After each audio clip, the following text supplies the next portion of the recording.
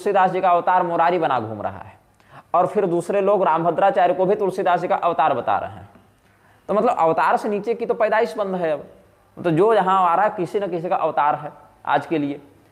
कोई युग कवि है, कोई युग पुरुष है, कोई युग चेतना उत्सर्जक है, कोई मतलब अब युग से नीचे कोई नहीं हो रहा, और ये सब इसी समय हो रहा है। ठीक है, सबका अपना कॉर्पोरेट है, सबका अपना बिजनेस है। तो मैं जानना चाहता हूँ कि जब हनुमान जी का अवतार धीरेन्द्र शास्त्री है और ये मुरारी बापू तुलसीदास का अवतार है, तो फिर गोस्वामी तुलसीदास जी को ऐसा क्या हुआ कि मुरारी के रूप में आकर उनको मुसलमानी गजल सुनने पड़ने लगी, या रामभद्राचार्य के रूप में अवतार लेकर उस व्यक्ति को मतलब दीक्षा देना पड़ रहा है धीरेन्द्र को, जो स्वयं को हनुमान जी का अवतार के रूप में कृष्णचंद्र ठाकुर से प्रोत्साहित करवाता फिर रहा है।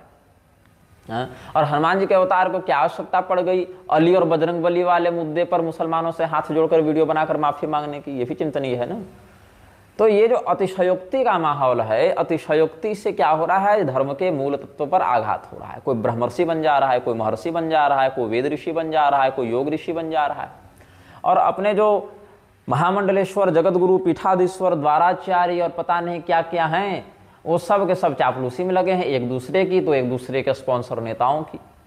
तो ऐसा ही हाल कुछ भविष्य मालिका का है।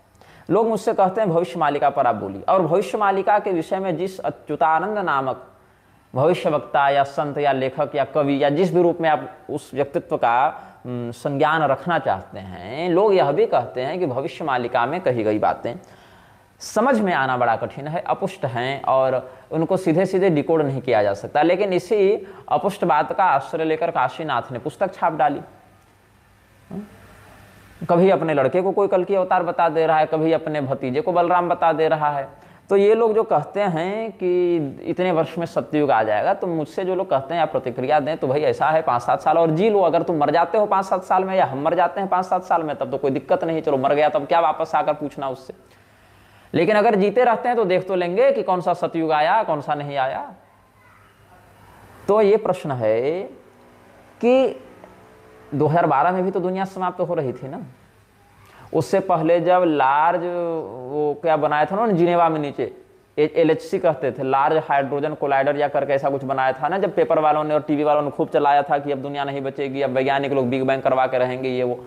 उस समय भी दुनिया समाप्त हो रही थी, 2012 में भी दुनिया समाप्त हो रही थी। क्या हुआ? TRP मिली चैनल्स को, विज्ञापनों के रेट बढ़े, स्लॉट प्रीमियम क्वालिटी में नीलाम किए गए, कुछ फिल्में बन गई, कुछ सीरियल्स बन गए। उनसे किसी विशेष कॉरपोरेट सेक्टर ने किसी विशेष जेनर में कुछ कंटेंट क्रिएट करके खूब पैसा छापा, कुछ कंपनियों का प्रमोशन हो गया, कुछ इंश्योरेंसेज बढ़ गए, इतना ही हुआ। उसके बाद फिर अफवाहों का दौर तो यह है कि 2025 में ही 144 साल के बाद कुंभ लगा है, 144 साल के बाद कुंभ महाकुंभ लगा है, ऐसी अफवाह तो पूरी के शंकराचार्य उड़ाते फिरने लगे। अरे भाई उनसे पूछो तो सही कि आज से ठीक 144 साल पहले कहाँ कुंभ लगा था, और अगर लगा था तो 2013 वाले को भी 144 साल पहले बाद वाला क्यों महाकुंभ बताया जा रहा था? वो तो आधिकारिक सरकारी प्रपत्र में छपा है ना। तो 2013 में जब 144 साल बाद वाला महाकुंभ लगा था, तो फिर 2025 में कैसे लग गया? और उससे फिर 2000 में कैसे लगा था, 1977 में कैसे लगा था, 52 में कैसे लगा था, या जो भी है, मतलब कुछ 1-2 साल का ऊपर नीचे हो सकता है, लेकिन उस समय कैसे लगता है?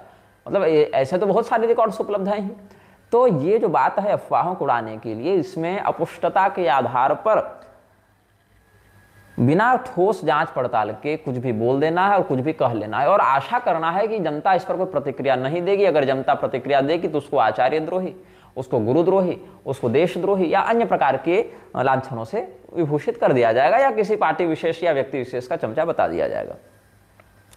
तो जो भविष्य मालिका है उसमें जो बातें हैं भी अगर कदाचित, तो कलयुग के सामान्य लक्षणों में आता है व्यभिचार, उपद्रव, असंतोष, वैमनस्य, सहनशीलता का अभाव, पवित्रता का अभाव, संयम का अभाव, उच्छृंखलता, उन्माद, अव्यवस्था, शोषण, अशास्त्रीयता, ये सब कलयुग के सामान्य लक्षण हैं।